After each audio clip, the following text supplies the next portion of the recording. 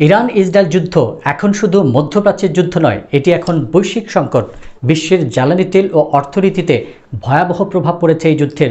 স্পষ্টতই ইরান এবার টিকে গেলে মধ্যপ্রাচ্যের নতুন রাজনৈতিক ব্যবস্থা করে তুলবে, সেই সাথে বিশ্ব ব্যবস্থা পরিবর্তনেও প্রভাব ফেলবে ইরানের শক্ত অবস্থান। পাশে থেকে চুপিসারে তেহরানকে সহায়তা করে সেই চাল চালাচ্ছে রাশিয়া ও চীন। বলা হচ্ছে ক্রমেই ইরান যুদ্ধ মার্কিন বিশ্ব ব্যবস্থাকে চ্যালেঞ্জ করে নতুন বিশ্ব ব্যবস্থা গড়ে তোলার ইঙ্গিত দিচ্ছে। চলুন ইরান যুদ্ধ নতুন বিশ্ব ব্যবস্থা করে উঠতে কতটুকু ভূমিকা রাখতে পারে জানবার চেষ্টা করি।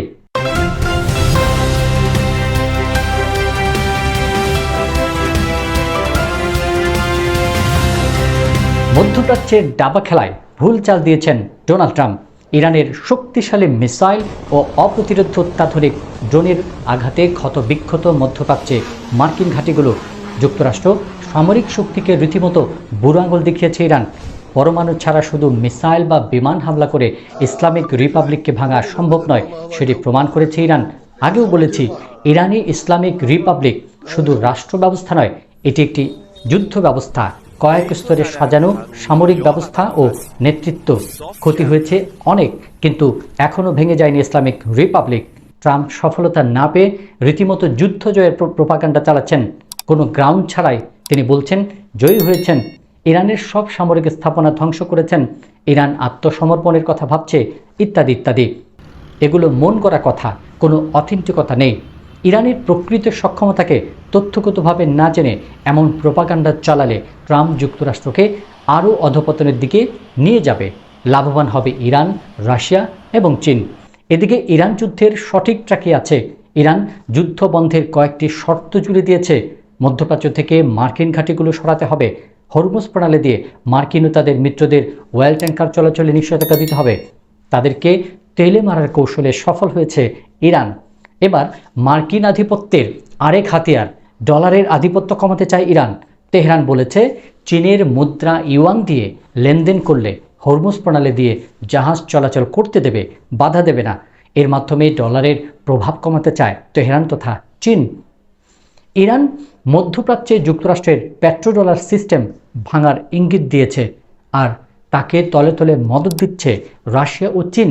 ইউক্রেন যুদ্ধের ইস্যুতে পশ্চিমা নিষেধাজ্ঞার কবলে পড়া রাশিয়ার তেল ক্রমেই রুবল এবং ইউয়ানে বিক্রি শুরু হয়েছে। এবার ইরানও সেই পথ অনুসরণ করে আন্তর্জাতিক জ্বালানি বাজারে চীনা মুদ্রার প্রভাব বাড়াতে চায় মিত্র হিসেবে। ইতিমধ্যেই ইরানের যুদ্ধের কারণে তেল নিয়ে সুবিধাজনক অবস্থানে রাশিয়া এবং চীন। তারা দেদারসে তেল বিক্রি করছে বিশ্বব্যাপী। ইরানে বিশ্বের 10% তেল এবং 15% গ্যাসের মজুদ আছে। যদিও মার্কিন ও পশ্চিমাদের নিষেধাজ্ঞার কারণে এসব সম্পদ রপ্তানি করে সুবিধা করতে পারছে না ইরান। তবে চুপিসারে কিন্তু রাশিয়া, ভেনেজুয়েলা, চীন এদের সাথে ব্যবসা চালু রেখে ইরান যুক্তরাষ্ট্রকে মধ্যপ্রাচ্যে চ্যালেঞ্জ করেই চলেছে দিনের পর দিন। আর মধ্যপ্রাচ্যের তৃতীয় অক্ষশক্তিগুলোর প্রক্সি দিচ্ছে ইরান। এবারের যুদ্ধে যদি ইরান টিকেই যায়, এর মানে কয়েকটি সুনিশ্চিত বিষয় আসবে সামনে। ইরান পরমাণু প্রকাশ্যে ঘোষণা দিতে পারে। 2, ডলারের আধিপত্য কমে যেতে পারে। মধ্যপ্রাচ্যে আধিপত্য বাড়াতে পারে ইরান। এতে নতুন বিশ্ব ব্যবস্থা গড়ে ওঠায় ভূমিকা রাখবে ইরান। চির ধরতে পারে মার্কিন ছাতার নিচে একক আধিপত্যের বিশ্ব ব্যবস্থা। অনেক বিশ্লেষকের জন্য কয়েকটি কারণও ব্যাখ্যা করেছেন। ওমানের মধ্যস্থতায় যুক্তরাষ্ট্র ইরানে যখন বৈঠক চলছিল, ঠিক তার মধ্যেই যুক্তরাষ্ট্র 28 ফেব্রুয়ারি ইরানে হামলা করে বসল।